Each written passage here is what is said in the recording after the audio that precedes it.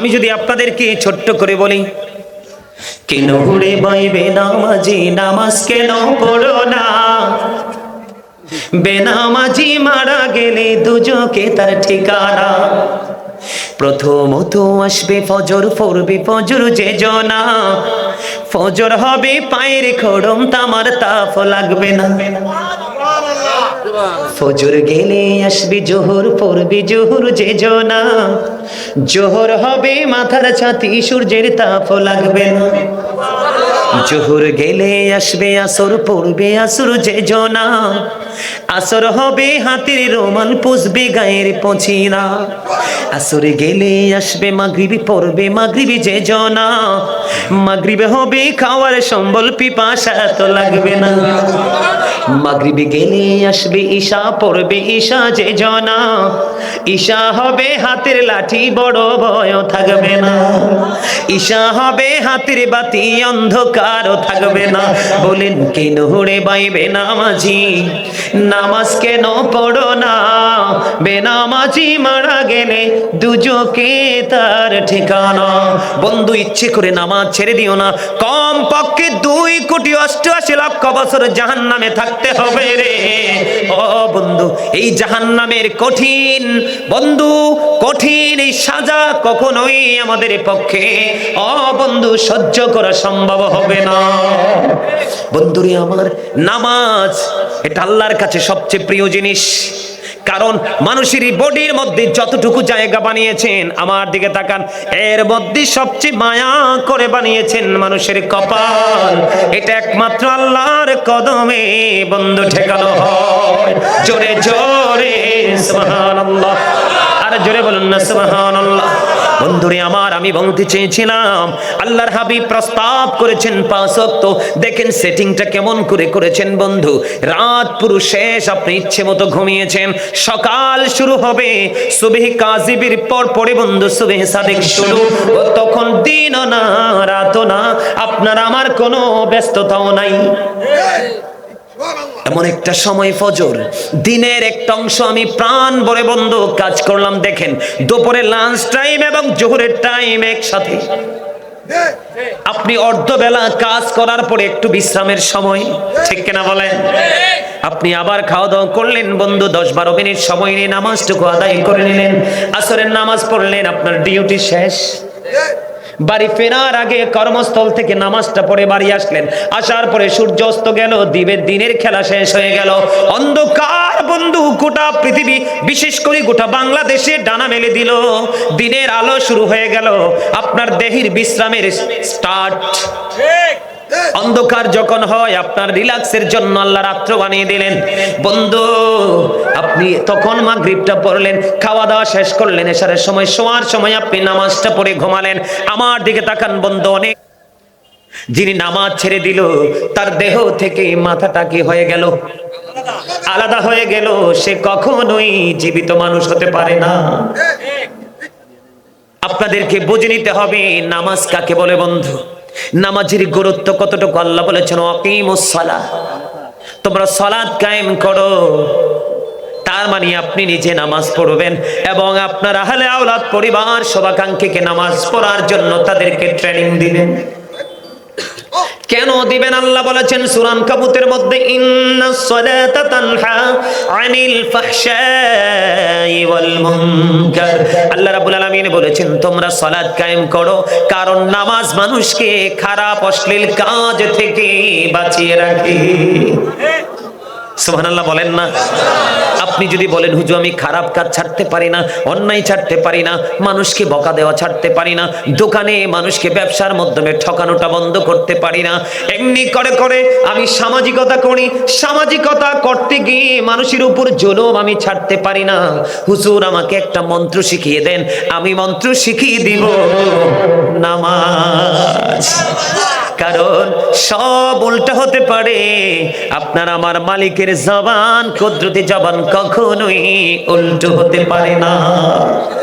আল্লাহ রাব্বুল আলামিন নিজে বলেছেন তোমরা সালাত কায়েম করো, কারণ সালাত কায়েম করতে যদি পারো রে বন্ধু, আপনি যদি ধারাবাহিকভাবে আল্লাহ যে কন্ডিশন দিয়েছেন এই কন্ডিশন অনুযায়ী যদি আপনি 5 ওয়াক্ত নামাজ পড়তে পারেন, তাহলে আল্লাহ রাব্বুল আলামিন পুরস্কারের জন্য ওয়াদাবদ্ধ। কিন্তু আল্লাহ যে কন্ডিশন দিয়েছেন, রাস্তা দেখিয়ে দিয়েছেন, ওই রাস্তা অনুযায়ী যদি আপনি নামাজ পড়তে না পারেন, তাহলে আল্লাহ রাব্বুল আলামিন পুরস্কারের ক্ষেত্রে বন্ধু ওয়াদাবদ্ধ নয়। আল্লাহু আকবার বলবেন না? আরো জোরে বলেন আল্লাহু আকবার। আপনারা কি মনে করেন, আমরা কি মনে করি আমরা নিজে নিজে চলছি, নিজেদের পাওয়ারে চলছি? না না বন্ধু, হাদিস শরীফের মধ্যে এসেছে আল্লাহর হাবিব সরকারে মদিনা তিনি বলে দিয়েছে, বন্ধু যে ব্যক্তি নামাজ পড়বেন, আমরা যারা নামাজ পড়ব, আল্লাহ রাব্বুল আলামিন নিজে ওই নামাজীদেরকে নিরাপত্তা দিবে। কে দিবেন? আল্লাহ নিজেই বন্ধু নামাজীদেরকে নিরাপত্তা দিবে। কিন্তু যিনি ইচ্ছে করে নামাজ ছেড়ে দিবে, কোনো ওজর নাই, কোনো ধরনের ঝামেলা নাই, তিনি ফ্রি মোডে চলাফেরা করছে, ওনার উপর নামাজ ফরজ হয়ে আছে, হাইয়া আলাস সালাহ মুয়াজ্জিন সাহেব দেওয়ার পরেও তিনি নামাজ পড়তে গেলেন না, আল্লাহ রাব্বুল আলামিন ওই ব্যক্তির কাছ থেকে আল্লাহ যে নিরাপত্তার চাদরে তাকে আবৃত করে দিয়েছিলেন, আল্লাহ রাব্বুল আলামিন তার কাছ থেকে আল্লাহ তার নিরাপত্তার চাদরটা উঠিয়ে নেয়। বন্ধু আজকে কাশিমপুর পুরনের মানুষগুলো কোথায় রে? আমার ভাই বাবাদেরকে বলবো, আমার মা বোনদেরকে বলবো গো, হৃদয়ের জানালা খুলে তোমরা সবাই শোনো, আল্লাহ রাব্বুল আলামিন যদি কোনো বান্দার কাছ থেকে বন্ধু নিরাপত্তার চাদর উঠিয়ে নেয় রে, দুনিয়া এবং আখিরাতে তার মতো অসহায় আর কেউ হতে পারে না। আল্লাহ রাব্বুল আলামিন বলেছেন বান্দা তুমি সাবধান হও। বলো হুজুর কেন গো সাবধান হতে হবে? আল্লাহ বলেছেন ইন্না বাতশা রাব্বিকা লাশাদীদ, the seizing of Allah is difficult. আল্লাহর ধরা, আল্লাহর পাকড়াও বড় শক্ত, বড় কঠিন। তার মানে আল্লাহ বান্দাকে খুব শক্ত করে ধরবে। আল্লাহ বলেছেন ইন্নাল্লাহা সারিউল হিসাব, Allah is quick to take account. Allah হিসাব গ্রহণে অত্যন্ত তৎপর। বান্দাকে ধরার পরে বান্দার কাছ থেকে বন্ধু আল্লাহ রাব্বুল আলামিন হিসাবগুলো চুকিয়ে চুকিয়ে নেবে। রে যুবক বন্ধু, তোমাদেরকে আমি মেসেজ দিতে চাই রে, আল্লাহ রাব্বুল আলামিন জিবরাইলকে একটা পাওয়ারফুল স্পেশাল ফেরেশতা হিসেবে ওনাকে তিনি আল্লাহ সৃষ্টি করেছেন। জিবরাইল আলাইহিস সালাম বলে দিয়েছেন আমি বৃষ্টির ফোঁটাগুলো একটা একটা করে ফেরেশতা পৃথিবীর বুকে নিয়ে আসে, আমি জিবরাইলের পক্ষে বৃষ্টির ফোঁটাগুলো গণা সম্ভব রে। যৌবনকালে যেই যুবক যুবতীরা আমল করে রে, ওই আমল আমি জিবরাইলের পক্ষে গণনা করা সম্ভব নয়। জোরে জোরে সুবহানাল্লাহ, আর জোরে বলেন না সুবহানাল্লাহ।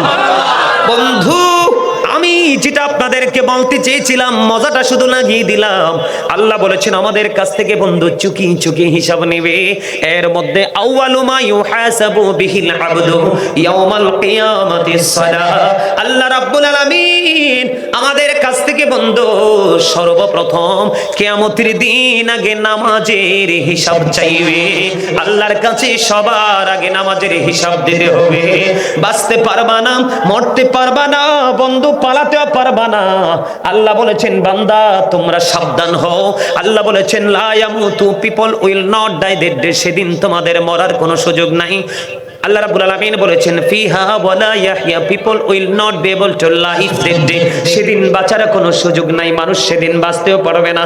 আল্লাহ বলেছেন ওমা হুম আনহা বিগাইবিন, ও বন্ধু people will not be able to escape that day, সেদিন মানুষ সেখান থেকে অদৃশ্য হতে পারবে না, পালাতেও পারবে না। জোরে জোরে বলেন আল্লাহু আকবার। তাহলে আপনার জিকিরের দরকার আছে না নাই? জিকিরটা আপনার আমার জন্য ফরজ। জিকির কি? জিকির ফরজ। অন্যতম জিকির হলো নামাজ। অন্যতম জিকির কি? কথা বলেন না কেন? অন্যতম জিকির হলো নামাজ। এই নামাজ আপনাকে পরিপূর্ণ মানুষ বানাতে বন্ধু সাহায্য করে, সহযোগিতা করে। আমি আপনাদেরকে আরেকটা মজার খবর শোনাবো বন্ধু।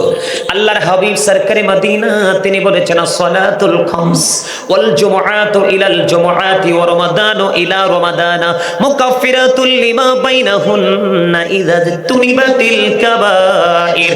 জোরে জোরে বলুন আল্লাহু আকবার। আল্লাহর হাবিব সরকারে মদিনা তিনি বলে দিয়েছেন, আসসালাতুল খামস, 5 ওয়াক্ত নামাজ। কয় ওয়াক্ত? কথা বলেন না কেন? আপনারা যারা এখানে বসছেন কথা বলেন। 5 ওয়াক্ত। এই আমার দাদারে চা খাওয়ান, ঘুমাইছি। ঘুমটা একটা দুষ্ট, এটা সময় টময় চায় না, এটা অটো চলে আসে, ঠিক না? কিন্তু আমার চাচতো ভাই খালতো ভাই এটি সবটি ইউর গ্রেট, একটার চোখও ঘুম নাই। সুবহানাল্লাহ কোন? আরে জোরে। আর একটা বইছে কর্নারে, এই যে 3টা এক লগে বইছে, এই খুব মজা করে আলোচনা শুনতেছে। আর এখানে বইছে কয়টা? ওই যে আমার স্বাস্থ্য ভাইটা কালাটা দেখতে হযরত বেলালের মতো কালা দেখা যায়। কার মতো? আরে কথা কয় না, সব দিচ্ছে কালা। এটাই আইয়া যে হাসি খুশিতে জিকির শুরু করছে, এটার অন্তরটা মনে হয় প্রেমে ভরা, খাইতেও আছে জিকিরও করতেছে। সুবহানাল্লাহ বলেন না কেন? আর জোরে ইয়া রাসূলুল্লাহ, জিন্দাবাদ জিন্দাবাদ জিন্দাবাদ জিন্দাবাদ। ওমা, আমি সব সময় কই, প্রেম কিন্তু চামড়ায় থাকে না, প্রেম থাকে কালবে, অন্তরে, রুহে। সুবহানাল্লাহ কোন? এক্সাম্পল দেখছেন নি? হ্যাঁ, লোকটা কিন্তু ছোটখাটো, বয়স আমার চেয়ে বেশি, কিন্তু আওয়াজটা খুব বিকট না? এটা হচ্ছে নবীর প্রেমিকদের সাউন্ড। এটা কবরে যাওয়ার পরেও সাউন্ডটা খুব স্ট্রং থাকবে। যখন প্রশ্ন করবে, তোমাদের মধ্যে যে একটা নবী আইছিল, ওই নবী সম্পর্কে তুমি কি চিন্তা করছিলা, কি ভাবছিলা? ফেরেশতারা যখন প্রশ্ন করবে, বুখারী শরীফের মধ্যে আসছে, আমরা সবাই জানি কবরে 3টা প্রশ্ন হবে। কয়টা হবে? অধিক অধিক অধিক বেশি যারা রাসূলকে ভালোবাসে, রাসূলকে আদর্শ হিসাবে ধারণ করে নিয়েছে, কারণ আল্লাহর সকল বিধানের মডেল হলো আল্লাহর হাবিব, যাকে আপন করে নিয়েছে। ওই ব্যক্তি বলে, ফেরেশতারা রে, ওই আমি সাক্ষ্য দিচ্ছি আল্লাহ ছাড়া কোনো মাবুদ নাই, তিনি হলেন আল্লাহর প্রিয় বান্দা এবং আল্লাহর প্রিয় রাসূল। জোরে জোরে কোন সুবহানাল্লাহ। বন্ধুরে আমার, বলতে দেরি, ওই চাচার আওয়াজ দেখে আমার এই হাদিসটা মনে পড়ে গেল। এই আওয়াজ দিতে দেরি রে, গায়েব থেকে আওয়াজ আসবে বন্ধু। আল্লাহ রাব্বুল আলামিন যখন অর্ডার দিবে, ইনি মুমিন, উনি আমার হাবিবের প্রেমিক। আমি আল্লাহ বলেছিলাম, মাইয়ুতির রাসূলা ফাকাদ আতাল্লাহ, যেই ব্যক্তি আমার হাবিবের নির্দেশ মানলো, অর্ডার মানলো, সেজন্য আমি আল্লাহর অর্ডার মানলো। তার মানে আল্লাহ পাওয়ার স্টেশন হলো মদিনা, ঠিক কিনা বলে? আর জোরে। আপনারা সবাই জানেন বন্ধু, কবরটা মাত্র 3.5 হাত মাটির করা, দেখতে খুবই ছোট। ও বন্ধু, আপনারা জানেন না, আল্লাহ রাব্বুল আলামিন অর্ডার করতে দেরি, দৈর্ঘ্য এবং প্রস্থে ওই মুমিনের কবরটা সঙ্গে সঙ্গে 70 গুণ চওড়া করে দেওয়া হবে। সুবহানাল্লাহটা মজা হইছে না? লবণ ছাড়া খাবারের মতো হইছে। খাবারে লবণ না দিলে খাইতে পারবেন নি? বাপরে বাপ, বর্ডার আছে। এই যে এটা, যেই টাউডের টাউট, আপনি জোর করে ঢুকাইতে পারবেন না, ক্রসিং করবে না, ফালাই দিবে কিন্তু, ঠিক না ব্যাঠে? লবণ ছাড়া খাবার স্বাদ হয় না, স্বাদ না হইলে খাওয়া যায় না। প্রেমিক হতে না পারলে কোনোদিনও আমল মজা লাগবে না। শুধু এখানে একান্ত নয়, কবরটা দৈর্ঘ্য এবং প্রস্থে আপনারা কি বলেন? ফাতালে দিগিলে দৈর্ঘ্য প্রস্থ। আর চাচা ঠিক আছে, আর মতো দৈর্ঘ্যে প্রস্থে, তার মানে লম্বা এবং, ঠিক কিনা বলে? কত গুণ চওড়া হবে? 70 গুণ চওড়া হবে। আর কিছু লাগেনি। আলোয় আলোয় বড়ে দিবে কবর। ও বন্ধু, তার কবরটা হয়ে যাবে জান্নাতের বাগান। আল্লাহ বলেছেন ওই বান্দা সম্পর্কে, আল্লাহ নিজে ওয়াজ করতেছেন, ইনদা রাব্বিহিম ইউরজাকুন, দি রিসিভ ফুড ফ্রম আল্লাহ। আল্লাহ রাব্বুল আলামিন ওই বান্দার জন্য জান্নাতি খাবার বরাদ্দ করেছে। আমরা জানি কবরে শোয়া দিয়ে আইসা পড়ি না, আল্লাহ কয় আরে না, আমার হাবিবের বন্ধু। এই জন্য আমি আপনাদেরকে বলে দিতে চাই, আমি বলতেছিলাম হাদিস শরীফটা আমার দিকে তাকান। 5 ওয়াক্ত নামাজ। কয় ওয়াক্ত? আসসালাতুল খামস, 5 ওয়াক্ত নামাজ। এখানে কিন্তু বড় মজা লুকায়িত আছে। অল জুমআতু ইলাল জুমআহ ওয়া রমাদানু ইলা রমাদান মুকাফফিরাতুল লিমা বাইনাহুন্না ইযা তুনিবাতিল কাবাইর। আল্লাহর হাবিব সরকারে মদিনা তিনি বলেছেন, বন্ধু দেখেন নামাজ পড়লে লাভটা কি, মজাটা কি? ফজর পড়ার পরে জোহর পর্যন্ত গ্যাপ আছে না নাই? জোহরের পরে আসর পর্যন্ত। এখন দিন বড় হচ্ছে, লম্বা হচ্ছে গ্যাপটা। আসরের পরে মাগরিব পর্যন্ত, মাগরিবের পরে ইশা পর্যন্ত একটা লম্বা গ্যাপ। এই যে বন্ধু লম্বা একটা গ্যাপ আমরা পেয়ে গেলাম, গ্যাপের মধ্যে আমরা বন্ধুর বাড়িতে যাই, চা দোকানে যাই, শপিং মলে যাই, কত ধরনের কথাবার্তা হয় কি হয় না? চোখের দৃষ্টি অনেক সময় নোংরা দিকে যায়, চোখের পাপ হয়ে গেছে। অনেক সময় মানুষের মনের অজান্তে গীবত বলে বলে পাপ হয়ে গেছে। এমনি করে করে বিভিন্ন রকমের পাপ যখন হয়ে যাবে, আল্লাহর হাবিব সরকারে মদিনা তিনি বলে দিয়েছেন, তুমি যখন 5 ওয়াক্ত নামাজ যখন সুন্দর করে পড়বে, তাহলে তোমার ওই যে 1 ওয়াক্ত নামাজের পরে আরেক ওয়াক্ত, এখানে রাসূল একত্রিত করেছেন 5 ওয়াক্ত নামাজের গ্যাপে গ্যাপে যে অন্যায়গুলো হয়ে যায়, ওই নামাজগুলো পড়ার কারণে গ্যাপের গুনাহগুলো মাফ হয়ে যায়।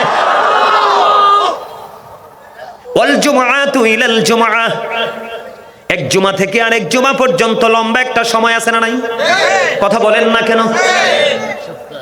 একটি সপ্তাহের ব্যবধান বন্ধু, কত ধরনের পাপ আমরা করে ফেলি। আমার নবীজি বলে দিয়েছেন, তুমি এই শুক্রবারে জুম্মার নামাজ পড়েছো, পরের শুক্রবারে আবার জুম্মা পড়েছো, এই যে 2 পাশের জুম্মা পড়ার কারণে মাঝখানের গুনাহগুলো মাফ হয়ে গেছে। এরপরে বলেছেন রমাদানু ইলা রমাদান, এক রমজান থেকে আরেক রমজান পর্যন্ত লম্বা একটা গ্যাপ আছে না নাই? কথা বলেন না কেন? বন্ধু 360 দিনে যদি 1 বছর ধরি, তাহলে এই বছরে 30 দিন, ওই বছরে 30 দিন, ধরেন 29 দিন বাদই দিলাম, 60 দিন মাইনাস হয়ে গেল। কয় দিন আর অবশিষ্ট আছে বন্ধু? 60 দিন। কত কি করেছি, কত অন্যায় করেছি। আল্লাহর হাবিব বলে দিয়েছেন, এক রমজান থেকে আরেক রমজানের মাঝখানে যেই অপরাধগুলো তোমরা করেছো, ওই 2 দিকের রমজানের কারণে পবিত্র পরিপূর্ণভাবে রাখার কারণে তোমার 1 বছরের গুনার কাফারা হয়ে গেল।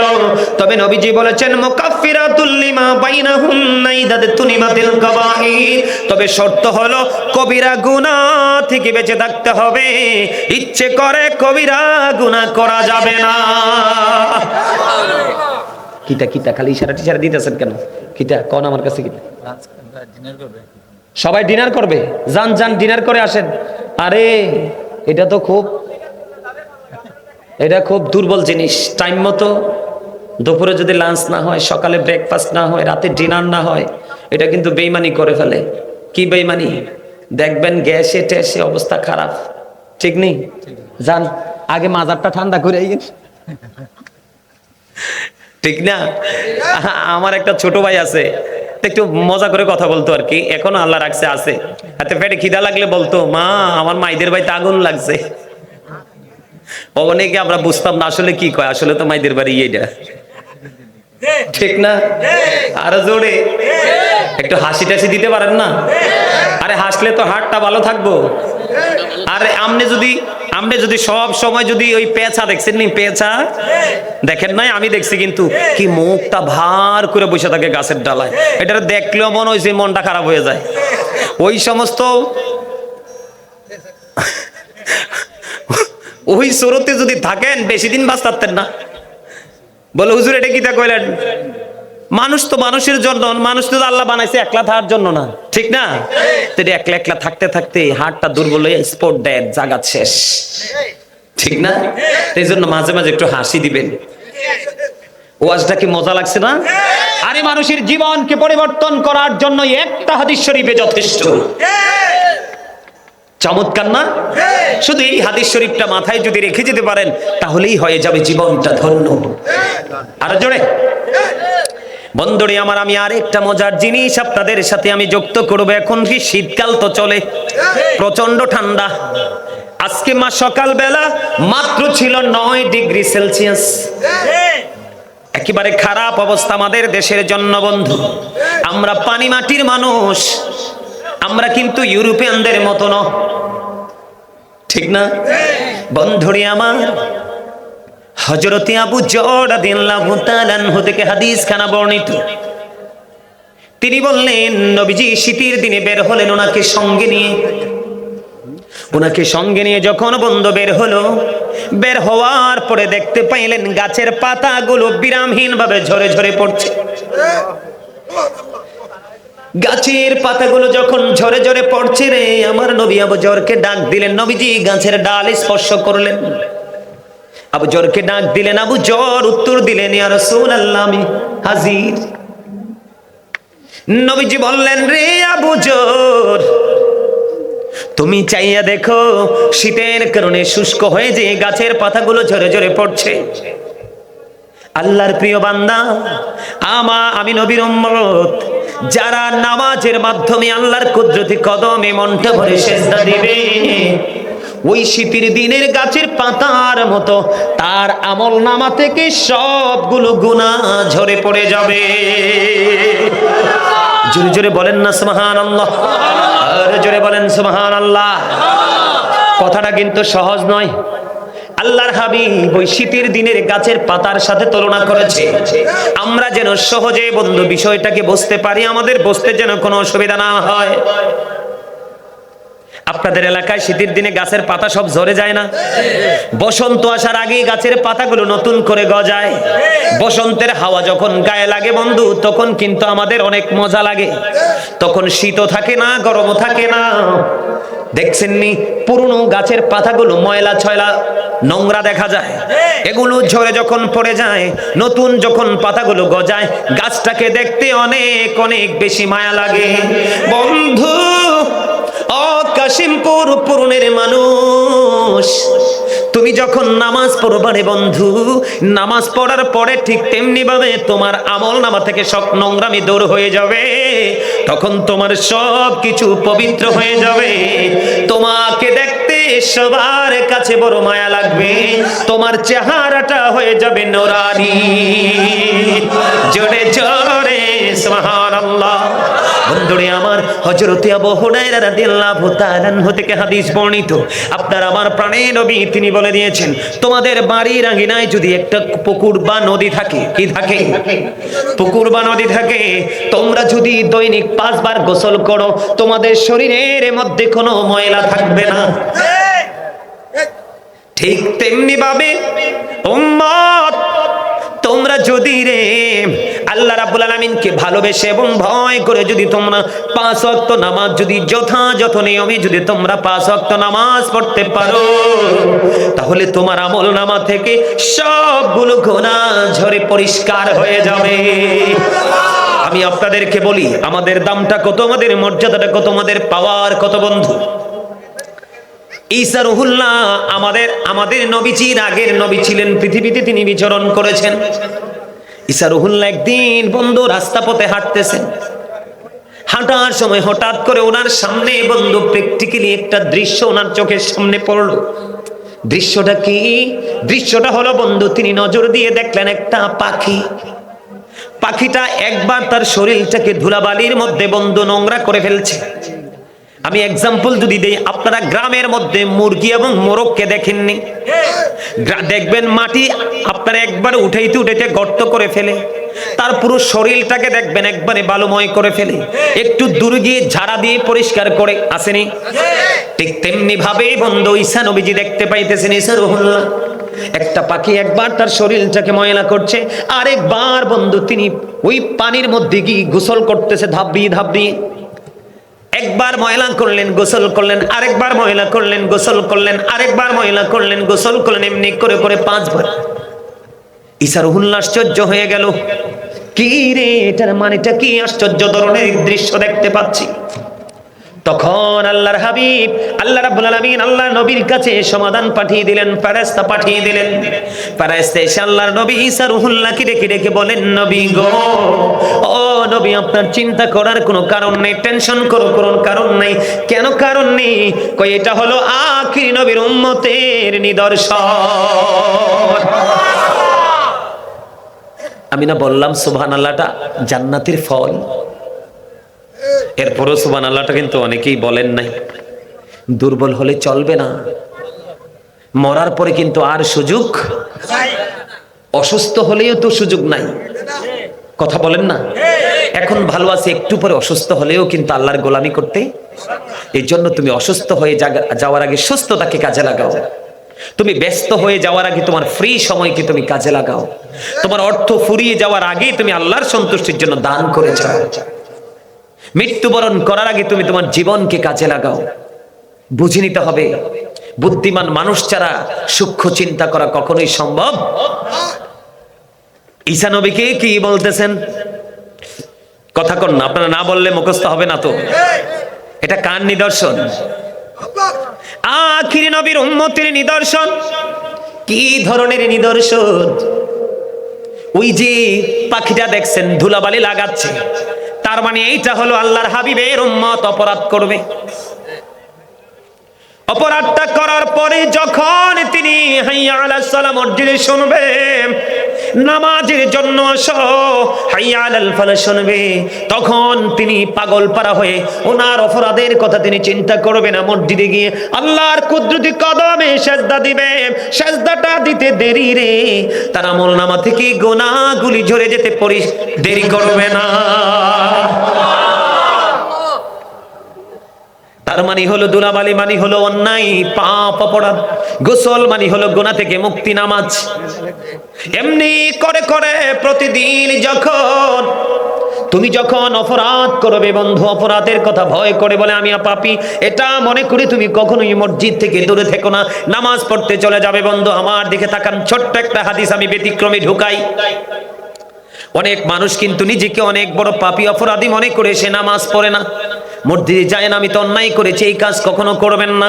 আল্লাহর হাবিব সরকারি মদিনা তিনি বলে দিয়েছেন, তুমি পাহাড় পরিমাণ অন্যায় করেছো, যদি মৃত্যুবরণ করার পূর্বে তুমি আল্লাহকে ভয় করে আল্লাহর কাছে ক্ষমা চেয়ে যদি মাসির মাথার সম পরিমাণ একটা ফোঁটা চোখের পানি যদি তুমি পালাইতে পারো আল্লাহর দরবারে, তাহলে তোমার সমস্ত জীবনের গুনাহ মাফ হয়ে যাবে।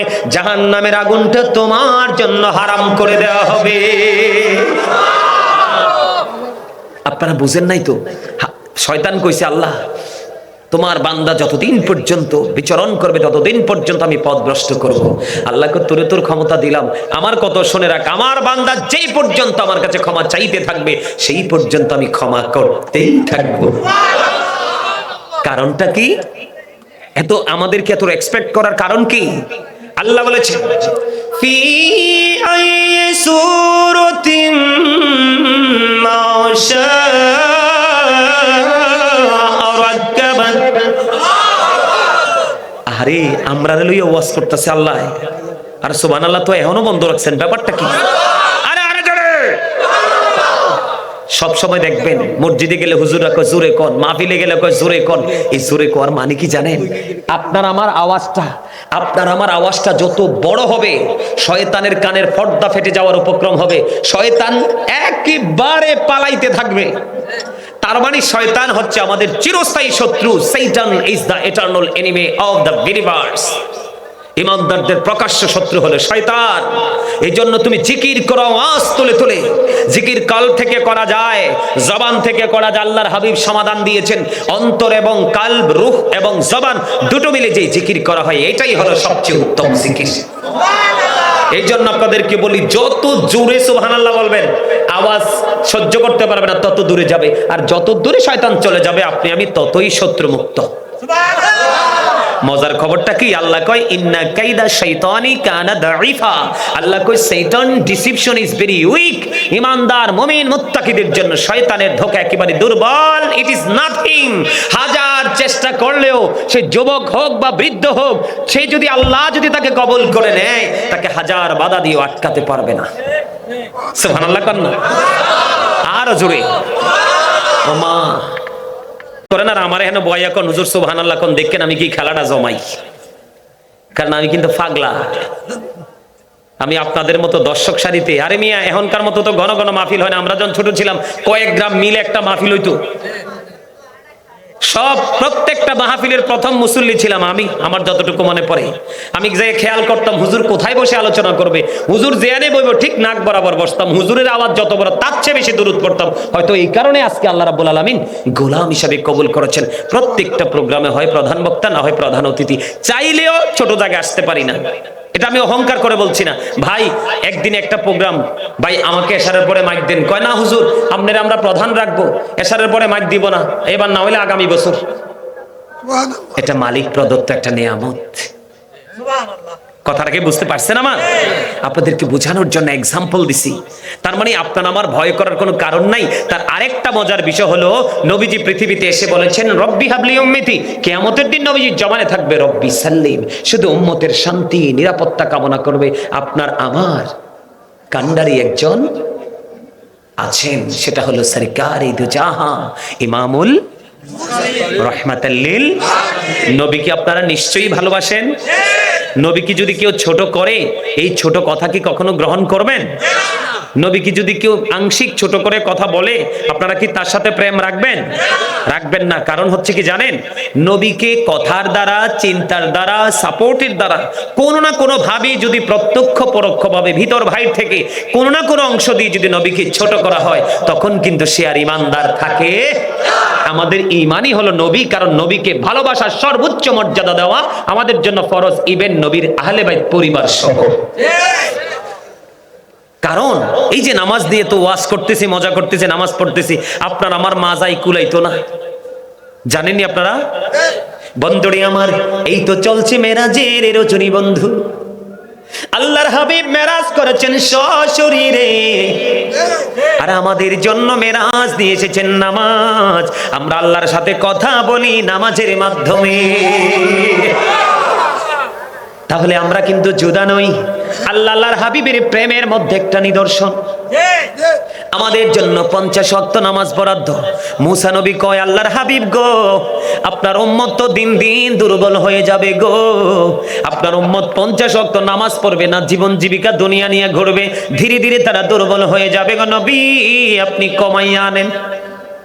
সুবহানাল্লাহ বলবেন না?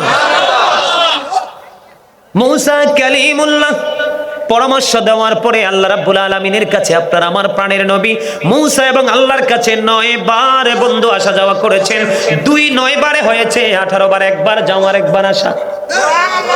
সুবহানাল্লাহ বলেন না? বন্ধু, আমাদেরকে কে না ভালোবাসে? অন্যান্য নবীরা পর্যন্ত আফসোস করেছে, বন্ধু আমরা যদি নবী না হইয়া আখির নবীর উম্মত হইতাম রে, আমরা ধন্য হয়ে যেতাম। এবার আল্লাহর কাছে আসা যাওয়ায় 9 করে 18, 45 ওয়াক্ত নামাজ মাইনাস 5 নং কত? 45। আমার চাচাই কইছে 45। 45 রাকাত কি হয়ে গেল? বাদ দিয়ে দিলেন। আপনার আমার প্রাণের নবী চেয়েছেন 5 ওয়াক্ত। কয় ওয়াক্ত? আল্লাহর কাছে চিঠি লিখেছেন প্রেমের বরকতময় প্রেমের হাতে, প্রেমের কলম দিয়ে চিঠি লিখেছেন, মালিক ভালো তো বেশিছো, আরো ভালোবাসা দাও আমার উম্মত গুলোর জন্য। আমি চাই আমার উম্মতের জন্য 5 ওয়াক্ত নামাজ। আল্লাহ কয়, হাবিব আপনি যা চেয়েছেন আমি তাই বরাদ্দ দিলাম, কিন্তু আমি আল্লাহর কথা তো 2 রকম হতে পারে না। আমি তো বলেছি 50 ওয়াক্ত। হাবিব গো, আমি আল্লাহ আপনাকে কথা দিলাম গো, যদি আপনার উম্মত 5 ওয়াক্ত নামাজ আমার দেখানো সিস্টেম অনুযায়ী যদি পড়তে পারে গো, আমি তার আমলনামায় প্রতিদিন 50 ওয়াক্তের সওয়াব দিয়ে দিব। আওয়াজ তোলে তোলে সুবহানাল্লাহ। ইয়া রাসূলুল্লাহ, জিন্দাবাদ জিন্দাবাদ জিন্দাবাদ জিন্দাবাদ। আমার কাছে যতটুকু মনে হয়েছে, আপনি স্টেজে চলে আসেন। আপনি আর যে আমার এক ভাই আসছে এখন, আসেন আসেন, আপনিও আসেন। এই যে সাদা টুপি, আমার দিকে তাকান, লুঙ্গি পরানো, হ্যাঁ আসেন, স্টেজে আসেন আপনারা। এই হচ্ছে প্রেম। কি প্রেম? ভালোবাসা। এই জন্য আমি একটা গজল লিখেছি, প্রেমেরই বাজারে কি যাবি চল রে, আমিও যাব তোর সঙ্গেতে। এই বাজারটা কিসের? কথা কয় না কেন? আরে আরো জোরে কোন? আসি আসি। আবুল খালারজি। আলহামদুলিল্লাহ, মসজিদ ইমাম সাহেব। আলহামদুলিল্লাহ, বসেন। কি মজা লাগছে না? আরো জোরে কোন না? আরেকটু মহব্বতে। বন্ধুরে আমার, বড় একটা হাদিস হযরতে সামুরা ইবনে জুনদুব রাদিয়াল্লাহু তাআলা আনহু থেকে হাদিস খানা বর্ণিত। আপনারা কি বিরক্ত হন? আপনারা বিরক্ত হলে কিন্তু আমি ছেড়ে দিব। বিরক্ত হন না? আলহামদুলিল্লাহ। আমার দিকে তাকান, অনেক লম্বা হাদিসটা বন্ধের মধ্যে একটা পয়েন্ট আমি তুলে ধরবো। ফার্স্ট যে পয়েন্টটা, সেটা হলো বন্ধু, আমার নবীজি বললেন, আমার কাছে দুজন ফেরেশতা আসলো, এসে বলল, নবী গো চলুন আপনাকে নিয়ে ভ্রমণ করে আসি। নবীজির স্বপ্নটাই বন্ধু উহি। সুবহানাল্লাহ বলেন না আরো জোরে। নবীজি বললেন আমি স্বপ্ন যুগে দুজন আমার কাছে এসে বললেন, নবী গো আপনি চলুন আপনাকে নিয়ে ঘুরে আসবো। নবীজি যখন ঘুরতে চলে গেলেন, এর মধ্যে প্রথম যে দৃশ্যটা তিনি দেখতে পাইলেন, আমার নবীজি দেখলেন একজন ব্যক্তিকে বন্ধু বারবার শুধু পাথর নিক্ষেপ করা হচ্ছে, মাথাটা তার চারপাশ বন্ধু ভেঙে যাচ্ছে। আপনার আমার মাথায় যদি ভয়ঙ্কর পাথর, সাদা সাদা পাথরগুলো নিক্ষেপ করা হয়, মাথা কি ভাঙবে না আস্থা থাকবে? শুধু বন্ধু পাথর নিক্ষেপ করতেছে বন্ধু, মাথাটা ভেঙে যাচ্ছে, একবারে চারপাশ ভেঙে চৌচির হয়ে যাচ্ছে। আবার পাথরগুলো চতুর্দিকে ছড়িয়ে ছিটিয়ে যাচ্ছে।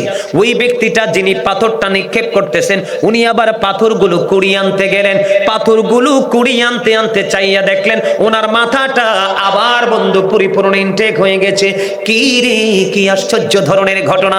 নবীজি বললেন, কি রে সে আশ্চর্য ধরনের ঘটনা? নবীজি ওনাকে প্রশ্ন করলেন ফেরেশতাদেরকে, ফেরেশতারা রে বলে দাও না, ওই যে লোকটা কে রে, ওই লোকটার কেন এই সাজাটা বহাল থাকছে?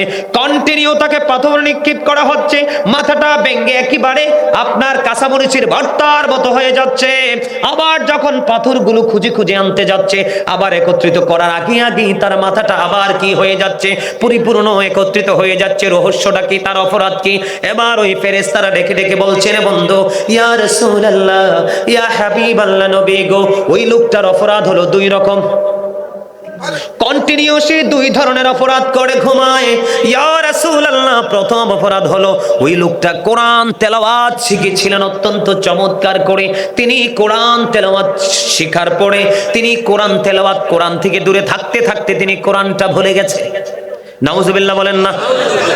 আমাদের মধ্যে দেখবেন অনেক আছে এরকম, কোরআন এক সময় ভালো তেলাওয়াত করত, চর্চা নাই, যে রিসাইট নাই, এই জন্য সে আবার কি হয়ে গেছে, কোরআনটাকে ভুলে গেছে। সামনে আসেন না, সামনে আসেন, আলেম মানুষ। কি আমার দিকে তাকান, কি হয়ে গেছে? কোরআনটা তেলাওয়াত করতেন খুব মজা করে, কিন্তু কোরআন তিনি ভুলে গেলেন। এবার আমার দিকে তাকান বন্ধু, দুই নাম্বার অপরাধটা কি গো?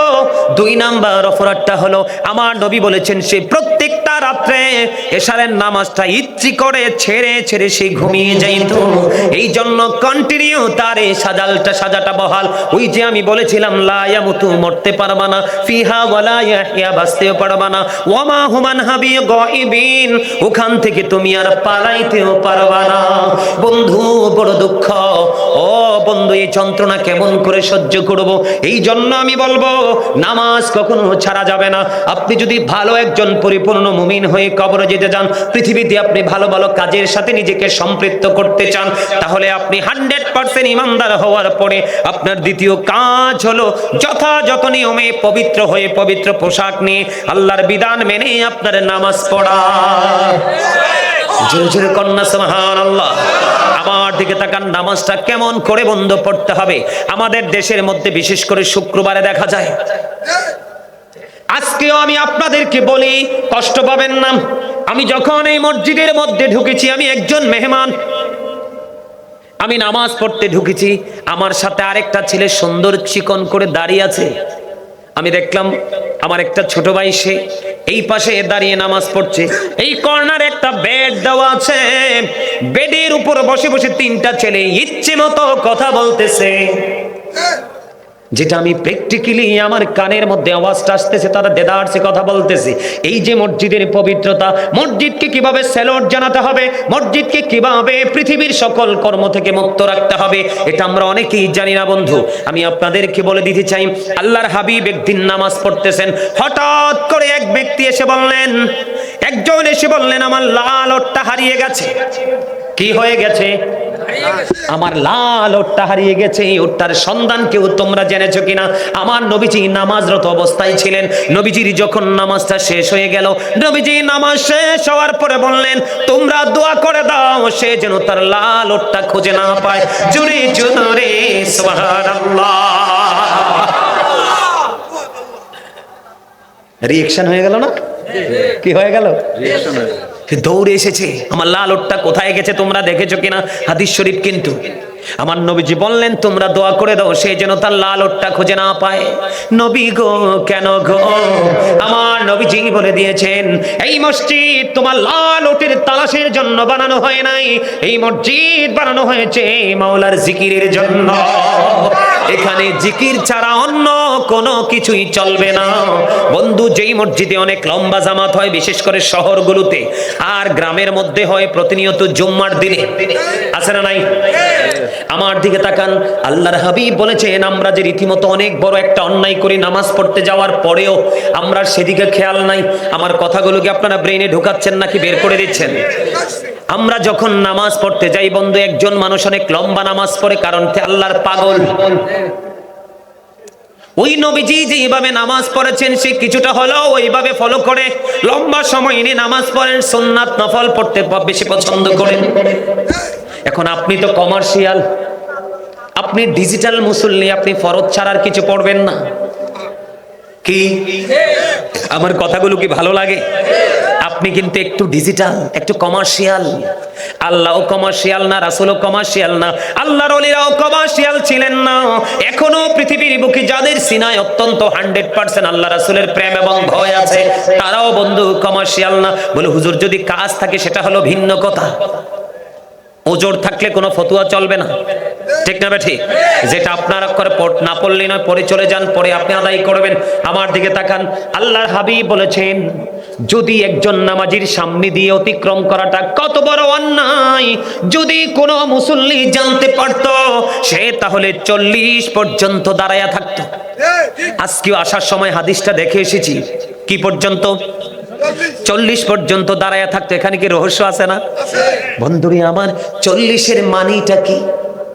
এটার মিনিংটা কি হতে পারে? আবু নজর বললেন, আবু জুহাইম কি আমাকে 40 দিনের কথা বলেছেন, নাকি 40 মাসের কথা বলেছেন, নাকি 40 বছরের কথা বলেছে, এটা আমার সঠিক মনে নাই। আমরা যদি সত্যিকারের আল্লাহ প্রেমিক হই, ভালোবেসে নামাজ পড়তে আসি, তাহলে আমরা 40 বছরটাই ধরে নিব। কথা বলেন না কেন? আমি মনে মনে ভাববো, আল্লাহ আমি নামাজটা তাড়াতাড়ি শেষ করে ফেলেছি, কিন্তু তোমার পাগল তোমার সাথে এমন প্রেমের ডুরি লাগাইছে, নামাজ তো শেষ হচ্ছে না। আমি কারণ সে পৃথিবীর কারো গোলামি করছে না, কপালটা তোমার কদমে ঠেকাচ্ছে। আমি 40 বছর পর্যন্ত দাঁড়িয়ে থাকবো, তারপরেও আমি নামাজির সামনে দিয়ে অতিক্রম করব না। আওয়াজ তুলে তুলে বলুন না আল্লাহু আকবার। বন্ধু, যখন নামাজ পড়বেন আমি আপনাদেরকে ট্রেনিং দেই। নামাজ যখন পড়বেন মনে মনে কি খেয়াল করবেন আমি বলি। যখন আপনি কিবলামুখী হয়ে নিয়ত বাঁধবেন, নিয়ত বাঁধার পরে আপনি মনে মনে চিন্তা করবেন, আমার সামনে যেন খানাই কাবা, সুবহানাল্লাহ, আমি যেন প্র্যাকটিক্যালি বাইতুল্লাহকে দেখতে পাই। আপনি কিন্তু দাঁড়িয়েছেন আপনার বাড়ির মসজিদে, কোথায়? কিন্তু ওই যে বলেছি, আসল মানুষ হলো কোনটা? কলবটা। আপনার এই চর্ম চক্ষু কিন্তু খানায় কাবা দেখার শক্তি নেই। আপনার অন্তরের চক্ষু দেখতে পাবে আপনার সামনে প্র্যাকটিক্যালি খানায় কাবা। প্রথম কন্ডিশন। দ্বিতীয় কন্ডিশন হলো আপনি যেখানে দাঁড়িয়েছেন মনে করতে হবে এটা ফুলছেরাতের ফুল। তার মানে নামাজটার মধ্যে এত বেশি মনোযোগ থাকতে হবে আপনার। একটু যদি অমনোযোগী হন আপনি হয়ে যাবেন জাহান্নামী। এই জন্য আপনাকে মনে করতে হবে আমি যেন দাঁড়িয়েছি ফুলছেরাতের পোলের ওপর। আর নামাজ আপনি মনে করবেন এটা আমার জীবনের শেষ নামাজ। আপনি মনে করবেন আমার ডান দিকে জান্নাত অবস্থিত, আমার বাম দিকে জাহান্নাম অবস্থিত, আমার পিছনে দাঁড়িয়েছে আজরাইল। আমার কাছে মনে হয় আমার নামাজটা শেষ হতে দেরি রে, আজকে আমার প্রাণ পাখি নিয়ে যাবে আজরাইল, আমার মরণ হয়ে যাবে। ওই চিন্তাগুলো নিয়ে যখন আপনি নামাজে যাবেন বন্ধু, ওই নামাজ আপনাকে আল্লাহ পর্যন্ত পৌঁছে দেবে। প্রতিদিনই শিফট আকারে ফেরেশতা আসে আমাদের কাছে, প্রতিদিনে কি আকারে ফেরেশতা আসে? শিফট আকারে। শিফট বুঝেননি? তার মানে সকালে একটা টিম, আবার বিকালে একটা টিম, আছে না? আবার কেউ কেউ যখন বড় বড় কোম্পানিতে চাকরি করে শিফট চেঞ্জ হয়। কেউ কেউ কিন্তু কোনো কোনো দিন কারো কারো ভাগ্যে পড়ে দিনের অংশটা, আবার কারো কারো ভাগ্যে আবার রাতের অংশ। এটাকে বলা হয় শিফট, ঠিক না? বন্ধু বলে, হুজুর এখানে আসলেন কেন? নামাজের মর্যাদা বোঝানোর জন্য। ফেরেশতারা যখন সকালে আসে বিকালে চলে যায়, বিকালে আসে সকালে চলে যায়। আল্লাহ রাব্বুল আলামিন প্রশ্ন করে ফেরেশতারা, রে তোমরা যে পৃথিবীর বুকে গিয়েছিলে আমার উম্মত বান্দাগুলোকে কি অবস্থায় রেখে এসেছো? ফেরেশতারা বলতেছে, আল্লাহ আমি যাওয়ার পরে দেখেছি আপনার বান্দা নামাজরত অবস্থায়, আবার এখনো আসার সময় দেখে এসেছে আমার নামাজরত অবস্থায়। মজার কোনো শেষ আছে নেই।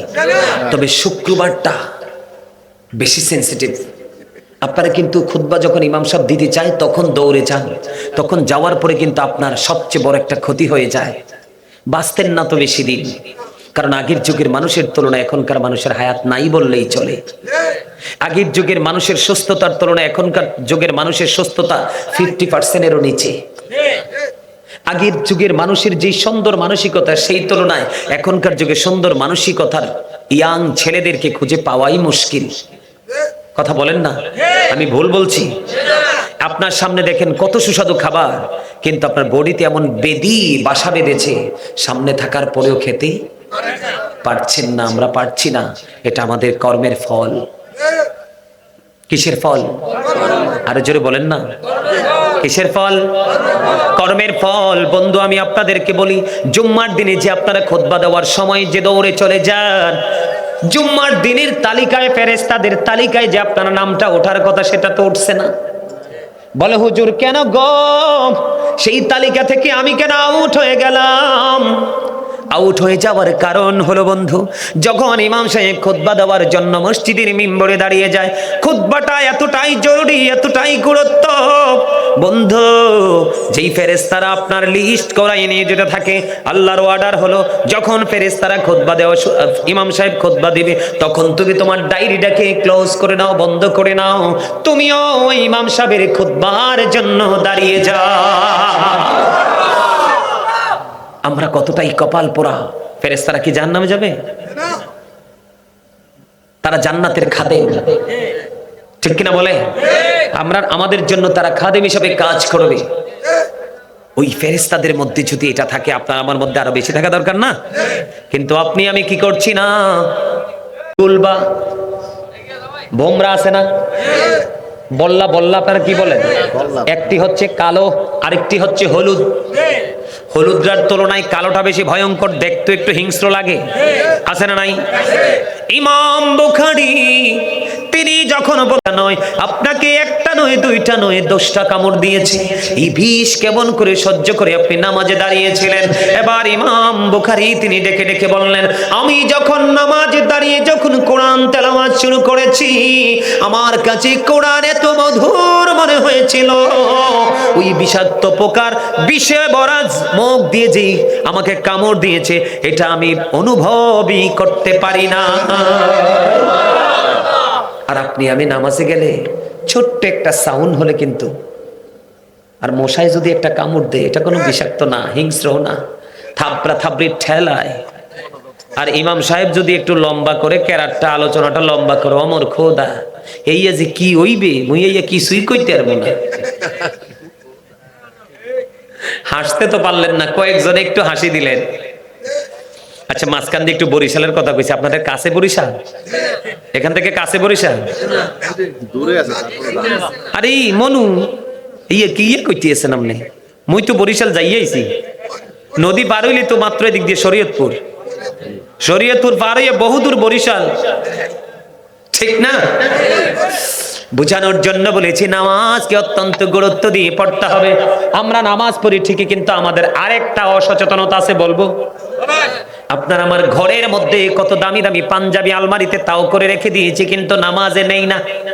জিন্স প্যান্ট, শর্ট গেঞ্জি, শর্ট শার্ট পরে যাই, কিন্তু আপনারা জানেন না লম্বা জামা পরে নামাজ পড়া একটা অতিরিক্ত সুন্নাত। যে ব্যক্তি একটা সুন্নাত, মৃত সুন্নাতকে জিন্দা করে দিবে, তাকে দেখে দেখে অন্য কেউ এই মৃত হারিয়ে যাওয়া সুন্নাতকে আবার তারা জাগ্রত করবে। ওই ব্যক্তির আমল নামায় 100 শহীদের মর্যাদা দিয়ে জান্নাতে ঢুকানো হবে। রাসূলের সুন্নাতকে ছোট করার কোনো সুযোগ নেই। ফরজ তো শুধু সাময়িক অল্প কিছু কিছু, আর পুরো জীবন জুড়ে সুন্নাত নফল আমাদেরকে আপন করে ঘিরে রেখেছে। ইসলামের প্রথম খলিফা হযরতে আবু বকর সিদ্দিক রাদিয়াল্লাহু তাআলা আনহু, বন্ধু ওনার জীবনী থেকে আপনাকে একটা মেসেজ দিব, শুনে নেন।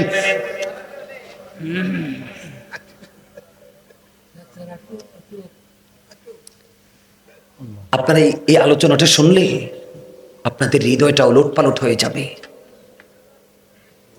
ইসলামের প্রথম খলিফা উনি কেমন নবীর প্রেমিক ছিলেন জানেন?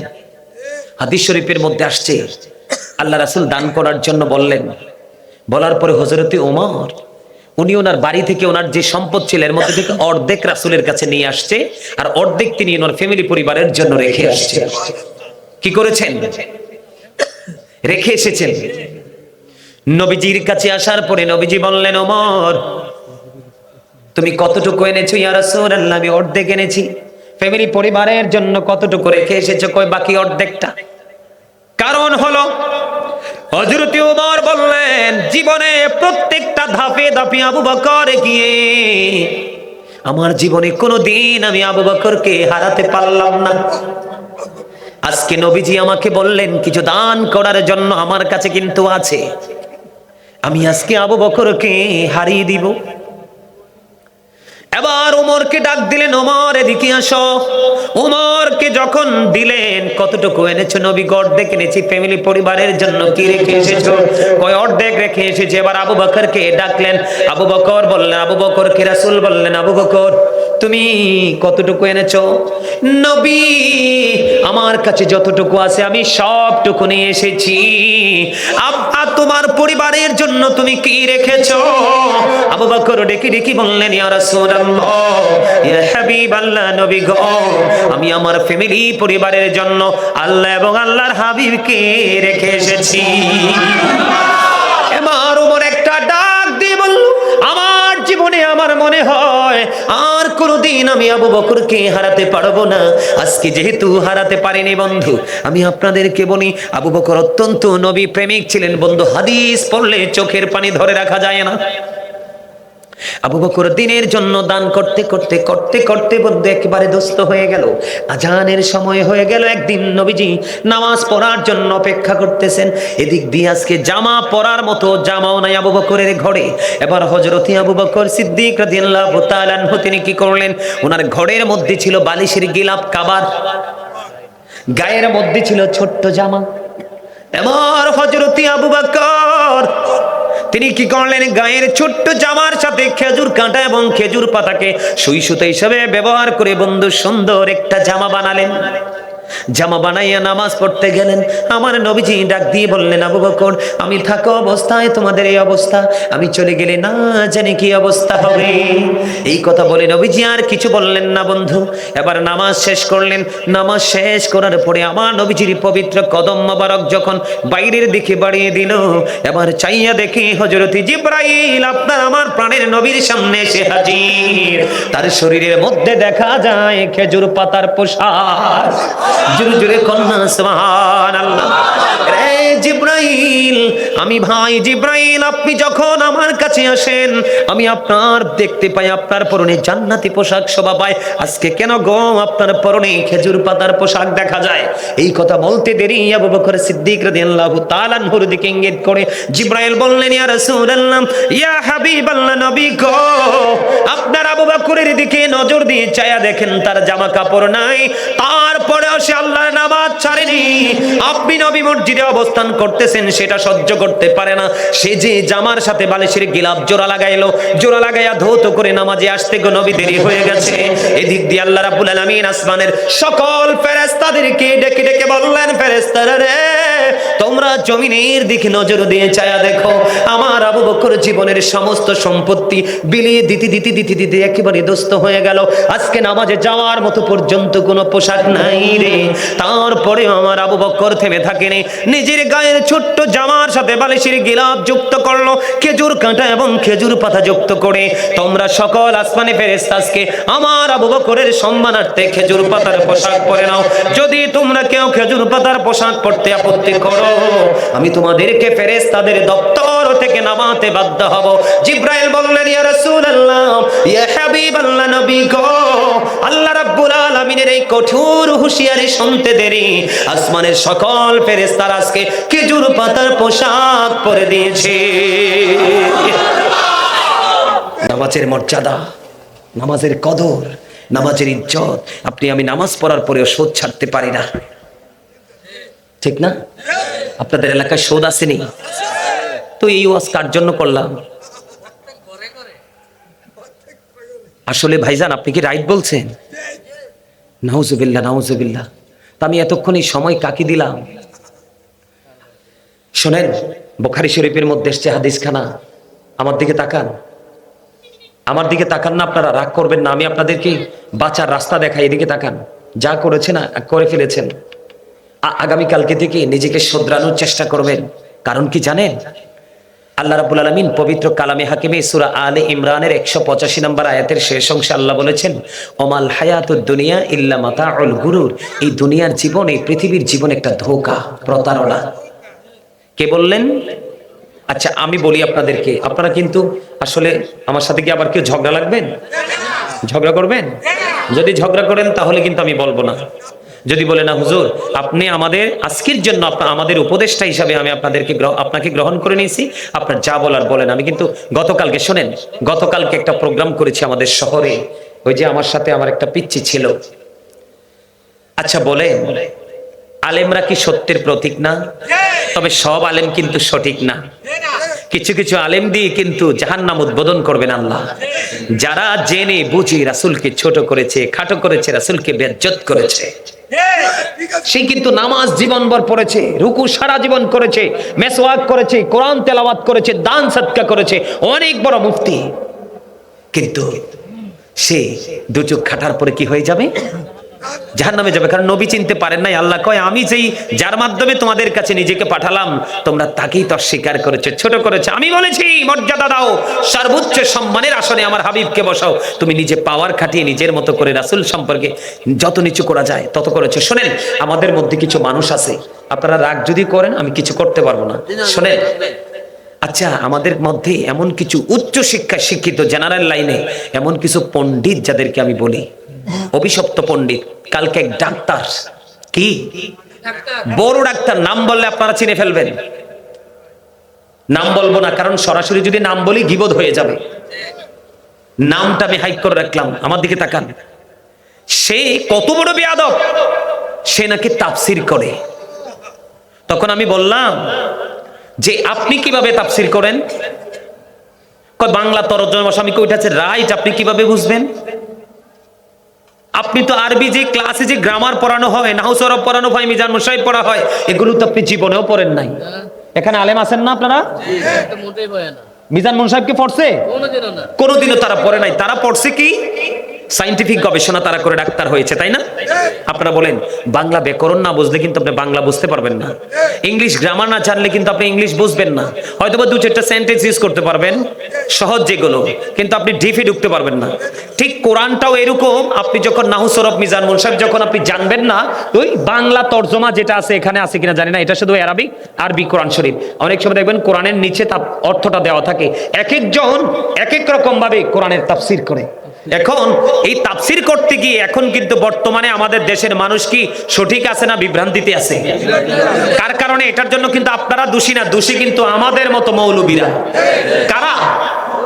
সে কিন্তু তার চিন্তাধারা থেকে লেখছে। যখন আমি তাকে বললাম আপনি কোন হক্কানি আলেমের সংস্পর্শে যেতে হবে, আপনি এভাবে তাফসির পরে আপনি কিছু জানতে পারবেন না। এবার আমারে কি বলে জানেন, আমারে কয় আপনি তো আমাকে ইসলাম থেকে দূরে সরাই দিলেন। নাউজুবিল্লাহ বলবেন না?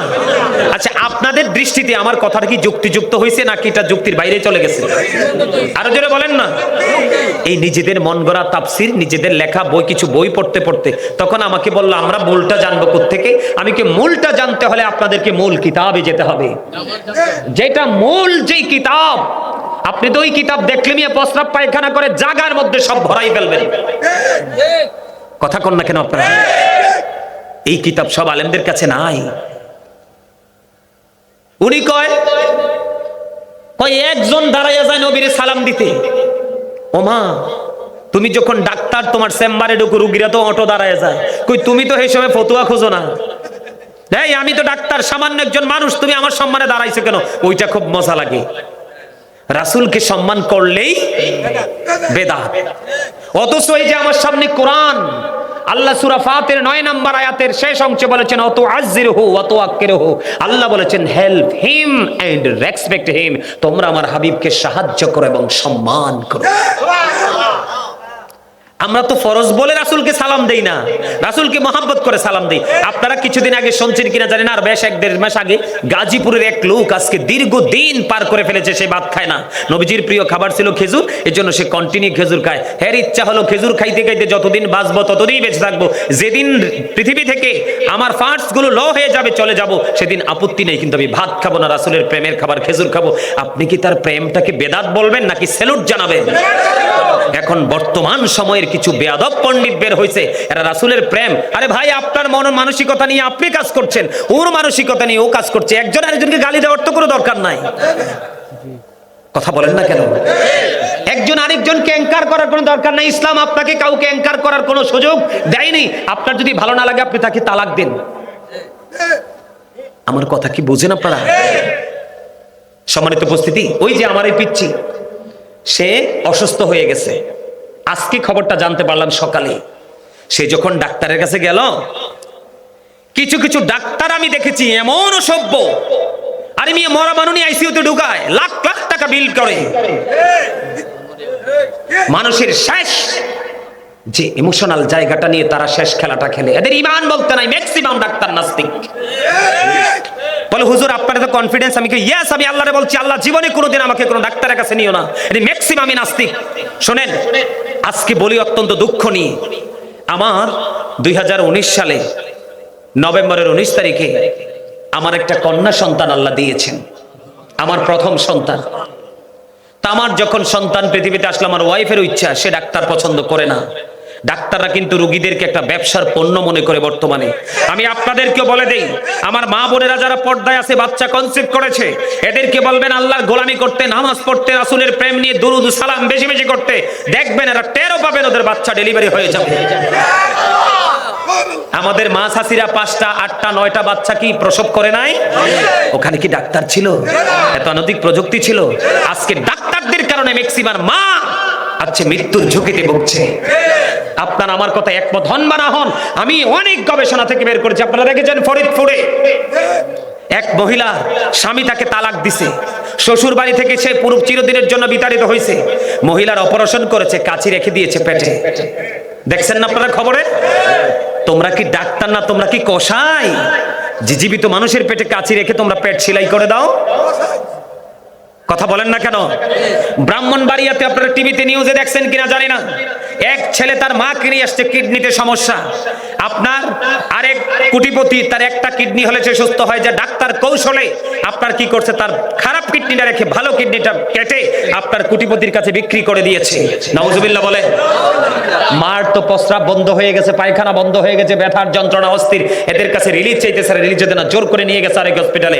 যাওয়ার পরে পরীক্ষা করে দেখে ড্যামেজ যে কিডনিটা সেটাই রয়ে গেছে, ভালোটাকে এটা আউট করে দিছে। নাউজুবিল্লাহ বলবেন না? কোন দেশে শুনেছেন এরা গাঁজা খেয়ে ডাক্তারি করতে আসে? ম্যাক্সিমাম এদের সনদ নাই। আমার দিকে তাকান, গত কিছুদিন আগে আয়ানকে দেখেন নাই? বাংলাদেশের ইন্টারন্যাশনাল প্রত্যেকটা মিডিয়াতে ভাইরাল হয়েছে, ছোট্ট ছেলেটারে খতনা করাইতে গিয়ে মেরে ফেলছে। আপনারা বলেন এরা কি ডাক্তার না? কথা বলেন না? আরে কসাইও মিয়া ভালো আছে, আপনাকে গোস্ত কেটে যত্ন করে পাল্লা দিয়ে মেপে ধর, কসাই চাইতে নিকৃষ্ট। শোনেন, মানুষ অসুস্থ হলে অসহায় হয়ে যায়, এই অসহায়ত্বটাকে ব্যবহার করে শেষ সময় হসপিটাল কর্তৃপক্ষ, ম্যাক্সিমাম হসপিটাল কর্তৃপক্ষ এবং ম্যাক্সিমাম কসাই মার্কা নষ্ট ডাক্তার। সম্মানিত উপস্থিতি, আমার দিকে তাকান। আমার যখন বাচ্চা হলো, বাসায় হয়েছে নরমালি, তো বাচ্চা যখন অসুস্থ হলো, অসুস্থ হওয়ার পরে আমি ডাক্তারের কাছে, একজন ডাক্তারের কাছে নিয়ে আসলাম। আসার পরে ডাক্তার আমাকে প্রশ্ন করে, আপনার বাচ্চা কি বাসায় হয়েছে নাকি হসপিটালে? আমি বলছি হসপিটালে। কোথায়? আমি যখন বলছি হসপিটালে, আরে বাসায়। এবার কয়, তুই আপনার প্রথম বাচ্চা যদি ইনকেস কোনো কিছু হতো? আমি বলছি আল্লাহর উপর ভরসা করে রাখছি। আরে আমার কাছে কবেডা ইয়ান দি আয় কানে কানে আর কই যে আর দাদা কইতে তো নার কাছে আয়, দাদা কইতে সমস্যা নাই, কইতে রে। ও আচ্ছা, দাদা অ্যাক্টিভ আছে। তো পরে আমারে বলছে, আপনি কেন বাসায় রাখলেন? আমি বলছি আল্লাহর উপর ভরসা করে রাখছি, বাবু তো ঠিকঠাক মতো আল্লাহ দুনিয়াতে পাঠাইছে। এবার সে আমারে কি বলে জানেন? ওই সময় বাসায় রাখতে পারছেন আল্লাহর উপর ভরসা করে, এখন অসুস্থ হয়েছে আমার কাছে আনছেন কেন? বিশ্বাস করেন, আমার মনটাই চাইছে তখন এমন জোরে তাকে বাম হাতে একটা থাপ্পড় দিতাম, মনে হয় তার 16টা দাঁত আমি ফেলে দিই। এরা মনে করে কি জানেন, আল্লাহর কাছে কোনো ক্ষমতা নাই, এরাই সবচেয়ে ক্ষমতার অধিকারী। নাউজুবিল্লাহ বলেন। সব ডাক্তার না, কিছু কিছু ডাক্তার আমি যাদেরকে নিজের চোখে দেখেছি। এই যে পিচ্চি অসুস্থ হয়েছে, ডাক্তারের কাছে গেছে, নাম বলবো না। তো যাওয়ার পরে ওকে বলছে, তুমি কি করো? সে বলছে, আমি এভাবে জেনারেলি ভার্সিটিতে পড়ি, আর এভাবে ক্লাইনে আমি কুমিল্লা আলিয়াতে ফাজিল করতেছি। কবসের সময় কি করো? কয়, যারা পৃথিবীতে সাধনা করেছেন, বিশেষ করে বাংলাদেশে যাদের কারণে আমরা ইসলাম পেয়েছি, ওলি আল্লাহ, তারা কিভাবে এত আল্লাহর প্রিয় হলো, কিভাবে আল্লাহর বুজুর্গ, আল্লাহ রাব্বুল আলামিনের দিদার অর্জন করতে পারলো, তাদেরই জীবন বৃত্তান্ত একটু শুনি। কি? আরে কি বলছিলি? জীবন বৃত্তান্ত একটু পড়ি। তখন সে কি বলছে জানেন? তখন সে বলছে, এদের জীবনী পড়ার তোমার দরকার কি? নাউজুবিল্লাহ বলবেন না? আরে সলিমুদ্দিনের ফুলা কলিমুদ্দিন, ইসলাম কি তোর দাদাই আনছে এই দেশে? কোরআন কি তোমার দাদাই আনছে এই দেশে? নামাজ কি তোমার দাদাই আনছে এই দেশে? তোমার 14 পুরুষের কেউ তা আনেনি, এনেছে আল্লাহর মনোনীত, আল্লাহর প্রিয়, আল্লাহর বন্ধু, আল্লাহর ওলিরা। তাদের অবদান কি? তাদের অবদান কি আপনারা আমরা অস্বীকার করতে পারবো? যদি অস্বীকার করি, আমরা কি কৃতজ্ঞ নাকি অকৃতজ্ঞ? অকৃতজ্ঞ মানুষের জন্য কি আল্লাহ কখনো কোনো পুরস্কার রাখে? কথা কয় না। আল্লাহ না বলছে, join with my dear people, come to my paradise. Allah বলেছেন, ফাদখুলি ফি ইবাদি ওয়াদখুলি জান্নাতি, আমার প্রিয় লোকেদের সাথে যুক্ত হওয়ার, আমার জান্নাতে চলে আসো। তো যাদের সাথে যুক্ত হলে আল্লাহর জান্নাত যাওয়ার ঘোষণা আল্লাহ দিয়েছেন, তাদের জীবনে কি পড়া যায় না? তখন ওরে বলতেছে যে তুমি এগুলো পড়ার দরকার নাই, এগুলো কি দরকার, তুমি তাফসীর পড়ো। এবার ও তো আপনার মাশাআল্লাহ সব দিকে অ্যাক্টিভ, আরবি লাইনে এবং বাংলা লাইনে মাশাআল্লাহ চমৎকার, ভেরি ইন্টেলিজেন্ট। হ্যাঁ, এবার সে তো ধরছে ডাক্তাররে হসপিটালে, চারপাশের মানুষ পেশেন্ট সবাই তাকায় রয়েছে তোর দেখে। কয়, আপনি তাফসীরের কি বুঝেন? জাগাত সাইলেন্ট হয়ে গেছে। এই মিয়া, তুমি শিখছো মানুষকে কাটাকাটি, তুমি এটা নিয়ে থাকো? ইসলাম কি মামার বাড়ির মোয়া যে একজন কইলো তুমি বিশ্বাস করে তুমি ঢোল বাইরে এলা? যখন বলছে আপনি তাফসীরের কি বুঝেন, গ্রামার কি বুঝেন, সে জায়গা সাইলেন্ট। যাক প্রেসক্রিপশন দিছে, টাকা দিছে, ওষুধ নিছে, হ্যাঁ নিয়ে কইতেছে এই বেয়াদবের ওষুধ খাইলে আমি বালা হইতাম না, সব ওষুধ নিয়ে ডাস্টবিনে ঢেলে দিছে। আলহামদুলিল্লাহ বলবেন না? আরে আরো জোরে কর না আলহামদুলিল্লাহ। কই এই বেয়াদবের ওষুধ খাই আমার লাভ হইতো না? এর চেয়ে বারো কোন আল্লাহর ওলির সোহবতে যাই। আল্লাহ রাসূল বলেছেন, সুরুল মুমিনুনা শিফা, আল্লাহর ওলিদের জুটা খাও তুমি সুস্থ হয়ে যাবে, রাসূল বলেছেন। তবে তোমার ঈমানটা যদি সলিড থাকে। দাদা এই ঠিক আছে তো? হ্যাঁ, আমার কথা কি আপনাদের কাছে ভালো লাগছে? মনের দুঃখ নিয়ে কথা বলছি। জি ইনশাআল্লাহ। তুমি মিয়া শিখছো মানুষকে কিভাবে জবাই করা যায়, এটা লইয়া থাও না। আমি এখানে আসি, তুমি আমাকে প্রশ্ন করতে পারতা যে হুজুর, এই যে আপনারা দাঁড়িয়ে নবীকে সালাম দেন, আসলে এটা কতটুকু যুক্তিযুক্ত, এটা কি কোথাও আছে নাকি? তখন আমি পারলে জবাব দিতাম, নাইলে লজ্জা পেয়ে চলে যেতাম, তাই না? আচ্ছা গেল ওইটা। আরেকটা ঘটনা কি ঘটছে জানেন? আমি একটা ওয়াজ করেছিলাম, এই ওয়াজটা করলে অনেক যুবক ভাইরা রাগ হয়ে যায়। তোমরা আবার রাগ হইবে নি? রাগ হইবে না তো? আচ্ছা, আল্লাহ যেটা কইছে এটা আমার কোয়া লাগবে না? রাসূল যেটা বলছে এটা আমাকে বলতে হবে না? বর্তমানে আমার যুবক ভাইরা, তোমরা যে একটা পোশাক পরো, এই যে এক ঝাঁক যুবক বসে আছো ওদিকে, তোমরা সবার পরনে দেখা যায় জিন্স প্যান্ট। তোমরা বলো তো, তোমাদের প্যান্টটা কি নাভির উপরে না নিচে? না, আমি আমার ওই ভাইদেরকে বলছি, তোমরা বলো তোমাদের প্যান্টটা আসলে কি নাভির নিচে নাকি উপরে? সত্যটা বলতে পারো না? আমি তো জানি, আমি জানি বিধাই তো তোমাদেরকে প্রশ্ন করছি, লুকাও কেন? সত্যি বলো তো। হয়তো ইন কেস কারুরটা নাভি বরাবর থাকতে পারে, আমি অস্বীকার করছি না। বলো হুজুর, এত ডিফিকাল্ট জায়গা আপনি কেন আসলেন? আসছি কেন জানেন? আমাদের কাছ থেকে সব সাইড দিয়ে ইসলামটা দূরে চলে যাচ্ছে। আল্লাহ বলেছেন, এদিকে তাকাও, আল্লাহ বলেছেন লিবাসুত তাকওয়া যালিকা খায়র। আল্লাহ কইছে মানুষকে যেমন সুন্দর করে বানাইছে, আরো সুন্দর রাখার জন্য আমি 3 ধরনের পোশাক দিছে আল্লাহ। একটা প্রতিদিন যেটা পরি লজ্জাস্থান ঢাকার পোশাক, পুরান হোক নতুন হোক কমন চলতেই থাকে, থাকে না? আরেকটা হলো সাজের পোশাক, কোন অনুষ্ঠানে গেলে ভিআইপি পোশাক পরে পরি না। আরেকটা পোশাক হলো তাকওয়ার পোশাক, যেটা আল্লাহর সবচেয়ে পছন্দ। এটা দিয়ে তুমি লজ্জাস্থানও ঢাকতে পারো, সাজের পোশাকও বানাতে পারো, আবার তাকওয়ার পোশাকও বানাতে পারো। একটা দিয়ে তুমি 3টা বানাতে পারো। এটা কিন্তু আপনাদের জন্য অত্যন্ত জরুরি।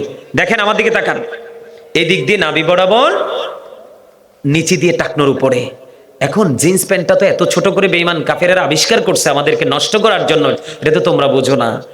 তো তুমি হয়তো আমার কথাটা মানবে না, তুমি তোমার মতো করে পড়বে, জবাব তো তুমিই দিবে, কিন্তু আমাকে তো বলতে হবে। এখন কালকে যখন এই বিষয়টা নিয়ে ওয়াজ করলাম, সে নাকি অনেক বড় এডুকেটেড পারসন, সে আমারে বলতেছে হুজুর আপনি কি আমাকে মিন করে কথা বলেছেন? ওয়াজ করলাম ভরা মজলিসে, সে দাঁড়াইয়া কয় হুজুর আপনি তো আমাকে মিন করে কথা বলেছেন। আরেকজন লয়ার দাঁড়িয়ে বলছে নো, ইম্পসিবল, হুজুর আপনাকে মিন করে কথা বলেনি, তিনি কোরআন হাদিসের ভাষাটা শুধু আমাদের সামনে তুলে ধরেছে, এটা যদি আপনি আপনার গায়ে মাখেন হবে না। একজন সাথে সাথে বাইর হয়ে গেছে। আচ্ছা বলেন, আমাদের বর্তমানে যে ইয়াং ছেলেরা, শুধু আপনাদের এলাকার না, কোন তো মাথার চুল যে কাটে, মাথাটা হইছে গোল, এটারে কত রকম বানায় না? আচ্ছা এইটা শরীয়ত সম্মত না। আপনি যদি আমার কথাটা না মানেন, এটা আপনার ব্যক্তিগত ব্যাপার, কিন্তু আমাকে তো বলতে হবে। আমাকে কি করতে হবে? তো আপনি চুলটা যেভাবে কেটেছেন ইহুদিদেরকে ফলো করে, কাকে? বেঈমান কাফিরকে ফলো করে। আল্লাহ কোরআনে বলতেছে ইন্নাল কাফিরিনা কানু লাকুম আদুওয়াম মুবিনা। আল্লাহ বলেছেন the heretics are the eternal enemy of the believers. এখন এই এক ভদ্রলোক ছিল, তার চুলগুলো একটু ইহুদি স্টাইলে কাটা। বিশ্বাস করেন তিনি 60,000 টাকা খরচ করে খাবারের আয়োজন করছে আমার এই জিন্স প্যান্ট আর চুল কাটার স্টাইলে। আমি কেন বলছি কথাটা?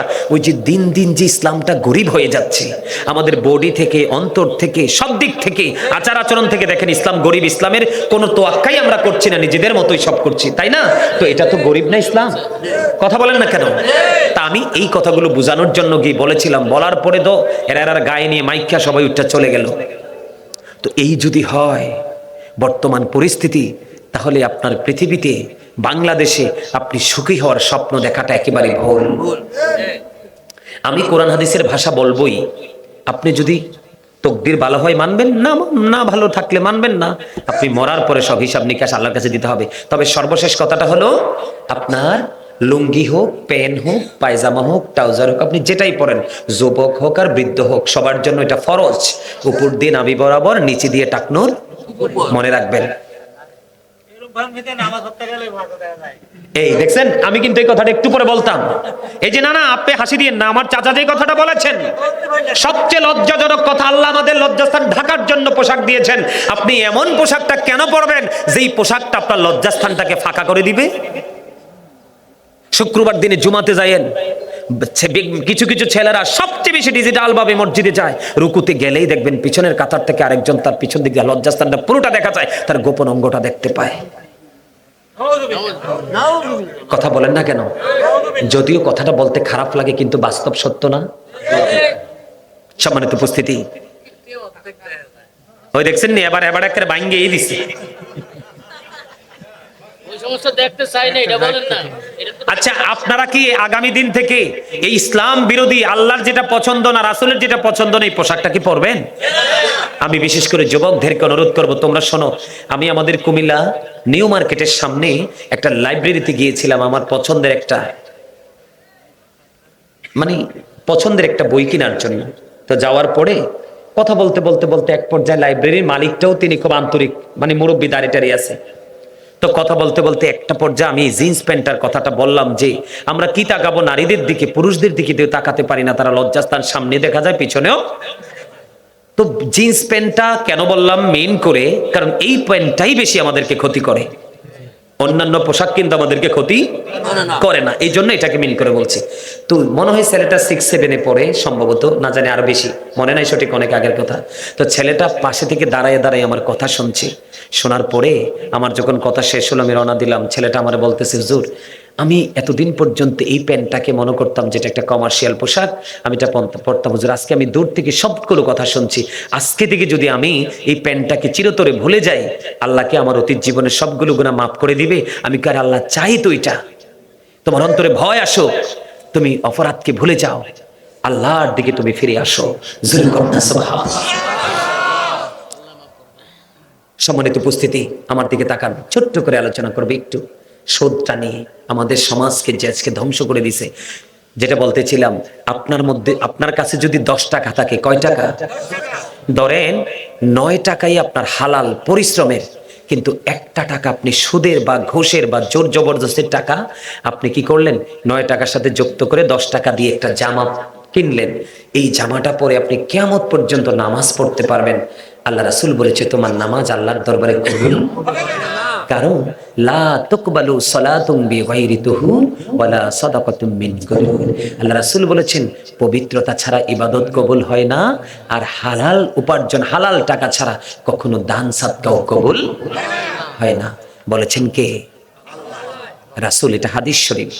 কে বলেছেন? রাসূল বলেছেন। আমি যদি আপনাদেরকে, এটা কিন্তু মেরাজের চাঁদ চলতেছে, আল্লাহ রাসূল মেরাজে গেলেন, জাহান্নামের দিকে তাকিয়ে দেখলেন শুধু বড়লোক আর নারী।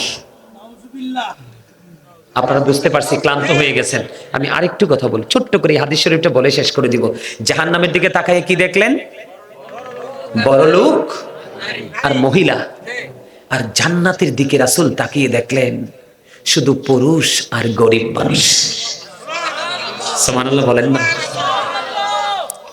নবীজি একটা সম্প্রদায়ের কাছে দিয়ে যাচ্ছেন, যাওয়ার সময় নবীজি দেখলেন এক একটা মানুষের পেট এক একটা ঘরের মতো বড় বড়।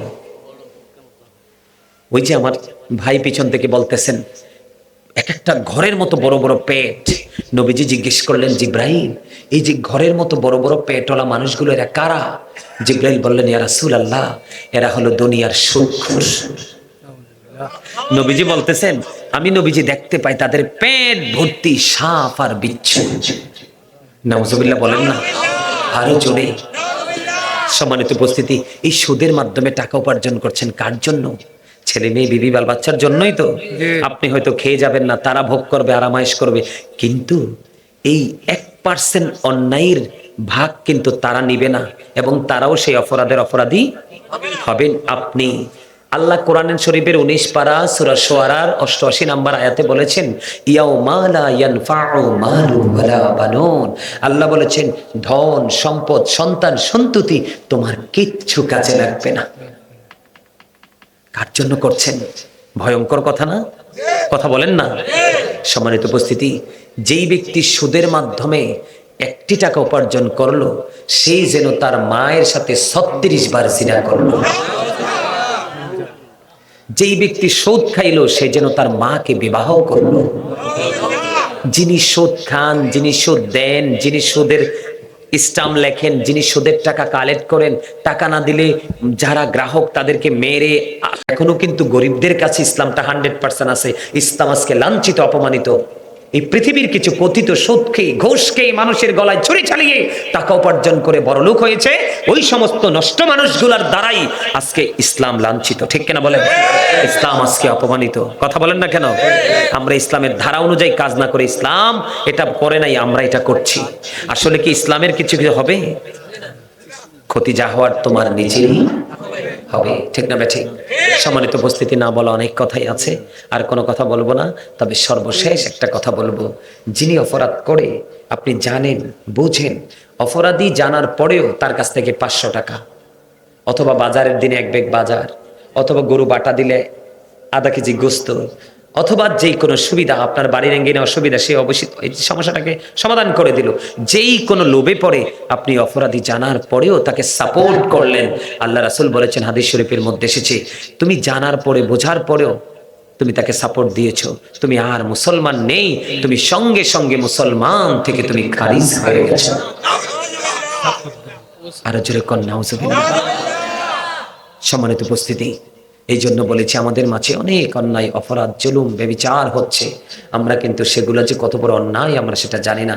আপনার মুখ এবং হাতের ক্ষতি থেকে যদি আপনার সমাজের মানুষ বেঁচে থাকে তাহলে আপনি 100% মুমিন। আর যদি আপনার সমাজের কেউ বেঁচে থাকতে না পারে তাহলে আপনি মুমিন।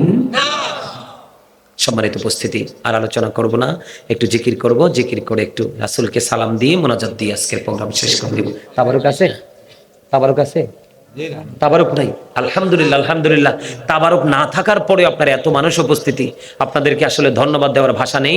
আপনাদের জন্য আমি প্রাণ ভরে দোয়া করবো, আল্লাহ যেন সবাইকে কবুল করে নেয়। সকলে বলুন আমিন। আমি একটু জিকির করি, আপনারা আমার সাথে একটু জিকির করেন। আমার আল্লাহ আল্লাহ আল্লাহ লা ইলাহা ইল্লাল্লাহ, আল্লাহ আল্লাহ আল্লাহ লা ইলাহা ইল্লাল্লাহ। আপন নূর দিয়া আল্লাহ করিয়াছি আশির পরে কুরসির তরে রাখিলেন গোপন নবীজি। আল্লাহ আল্লাহ আল্লাহ লা ইলাহা ইল্লাল্লাহ, আল্লাহ আল্লাহ আল্লাহ লা ইলাহা ইল্লাল্লাহ। মন চায় আমার চাই যে শুধু যেতে মদিনা,